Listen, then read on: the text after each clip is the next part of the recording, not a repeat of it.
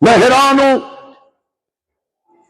اپنے ان بھولے بھالے بھائیوں پر جو مختلف اوقات میں اکٹھے ہو کر دعوتیں کھاتے ہیں، فوٹو بنواتے ہیں اور واپس آ کے ہمیں کہتے ہیں جی بہو چنگن بہو چنگن۔ میں ان کو جواب کیا دوں؟ ان کو علامہ علی شیر حیدری کا جواب کافی ہے۔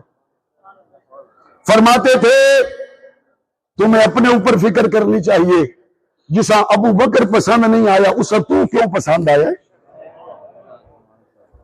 وہ بڑا وہاں کہہ رہے تھے آپ کے پاس بڑا علم ہے، آپ کے پاس بڑا علم ہے، تو وہ ہماری علمیت سے ہمارے قریب ہیں، ہماری درسگاہ میں پڑھائے جانے والے کورسز ان کو بہت پسند ہے، اس لیے وہ ہمارے قریب اور ہم ان کے قریب اور ایک دوسرے کے قریب۔ جن کو کعبے کا لڑ پکڑ کے مصطفیٰ نے مانگا وہ اس کے قریب تو نہ ہوا، تیرے قریب کیسے ہو گیا؟ یہ خود سوچنے کی ضرورت ہے۔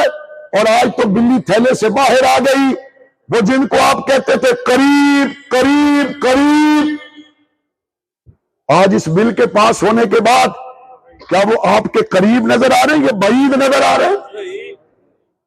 وہ قریب نظر نہیں آ رہے، وہ دور نظر آ رہے ہیں۔